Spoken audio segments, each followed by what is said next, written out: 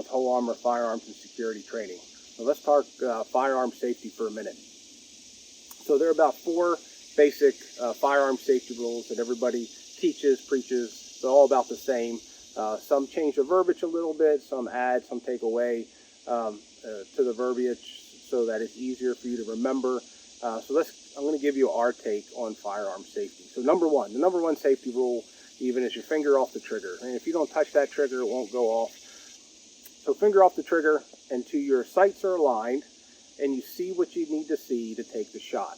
Okay, it's a lot more added to that, but let me explain for a minute. Because it's definitely on somebody's perspective, skill level, training, all that makes a difference on when that finger goes on the trigger. So general safety, I don't want to handle any firearms and with my finger on the trigger, don't need to do that. But how does that apply to the shooting and doing training and drawing your pistol? Well, what do I need to see to take the shot depends on my level of training and the skill that I'm trying to apply. So if it's marksmanship training, I might have a really hard focus on that front sight. I'm going to close my non-dominant eye. The basic front sight focus, the equal light on either side, level across the top. And I'm looking really hard at that front sight. I'm even looking for machine marks on that thing at the dead center of that front sight. So that's what I need to see to make that long distance shot, to make that hard shot. If it's CQB or I get surprised and it's a lethal situation and I'm drawing from the hip, I might have to fire as soon as I clear that holster. So then what I really need to see at that point is I'm seeing my gun level with the deck. I'm feeling it with my wrist because I train that way, that the gun stays level with the deck, always pointed at my threat. And then once I see that, that's what I need to see at that moment to take the shot. So it all depends on your perspective. It depends on your training, your skill level, and what you're focusing on the range, even where you're training at for that. So to learn more about that, come train with us, and we'll go over that in more detail. So number 2. So number 1, don't put your finger on the trigger till your sights are aligned, or you see what you need to see and for you to take that shot. And then number 2, don't point the gun at anything you don't want to destroy. So we'll call that the laser rule. So if imagining a laser is pointing out of your muzzle, whatever that touches, you're going to destroy. So that's a good way of thinking about it, making sure you don't point the gun in any place that's not a safe direction. We'll talk about safe direction in a minute. And number 3, treat all guns as they're loaded. We're going to add, know the condition of your gun.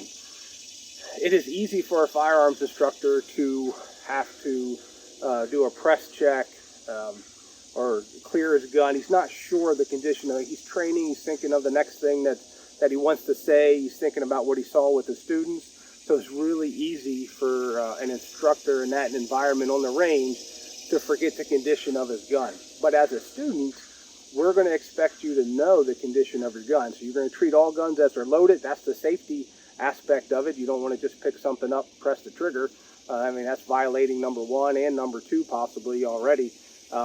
But treating them as they're loaded, we're going to add, know the condition of your firearm. That's your responsibility. So if I have a loaded gun, I cleared it and made it safe, and I give it to you, it's in your possession. It's your job to clear it, make it safe. So yeah, it's a little bit redundant. I understand that, and you got professionals that don't do that and think that's ridiculous, and that's fine. But that's what we do. That's what we teach. That's our decision, and I'm sticking to that on our range. And that's also a good thing to do when you're at somebody else's range. There's a level of expectation of safety, and I can assure that to those that the ranges that I'm shooting on, indoor, outdoor range, or somebody else. Hey, we have a high level of safety here. We can still train within that. That safety's on the outskirts of it, and it's safety first for the most part until we get into training and we see what everybody does, and it can even get to the safety third. But for now, we're going to treat all guns as they're loaded. We're going to expect you to know the condition of your firearm. And then lastly, number 4, know your target and what's beyond it. So some add the foreground, know the foreground, your target, what's beyond it. That's all relevant. It's very true. You're in a high stress situation. We'll just use the Secret Service for a minute. You're in the crowd, maybe you're counter surveillance, and you got to draw your pistol. You're going to have people going in and out of your sight line. If it's chaotic, you're going to get bumped and shoved. You got your targets moving. You got people moving in front of them, behind them. So you really got to make sure that you're going to have that shot. And then depending on the risk, you might have to take it anyway.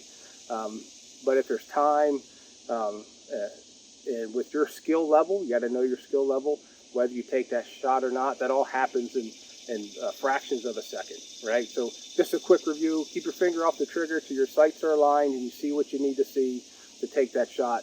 Don't point it at anything you don't want to destroy. Keep the gun pointed in a safe direction. Again, we'll talk about that in a second. Treat all guns as if they're loaded, and know the condition of your gun, right? If it's on your hip, it's your responsibility. You should know if there's a round in the chamber, how many rounds roughly you got left in your magazine when a reload could possibly be coming up. And then know your target and what's beyond. So even this target behind me, I know when a round goes through that, it's going to hit that berm several feet thick. I know I'm good. All right, so those are the 4 firearms safety rules. So let's talk about safe direction.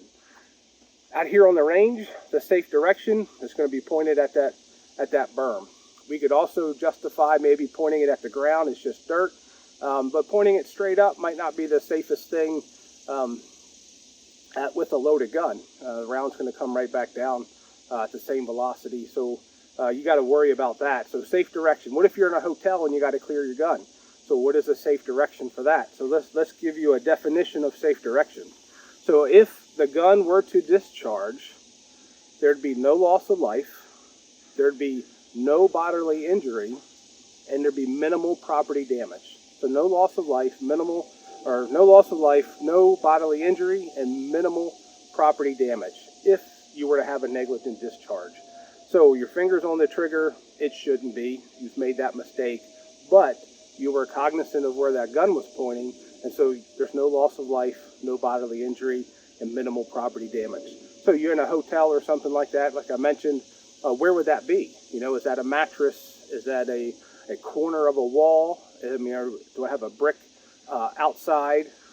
Is it a wood floor? Am I in my home? Is there a basement?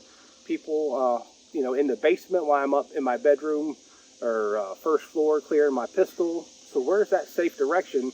That's going to vary. So you've got to think about this the whole time. So that's why we tell the recruits you've got to think about, or our trainers, our trainees, that you have to know the condition of your gun. If this thing is on your side or it's in your custody, whether a pistol or a long gun, you need to know the condition of it. You've got to be thinking the whole time because you're responsible for it. Once that round goes, you can't take it back. Right? So we stress that a lot. So safe condition again, or safe direction rather. If the gun were to discharge, there'd be no loss of life, no bodily damage, and minimal property damage. So no bodily injury, minimal property damage.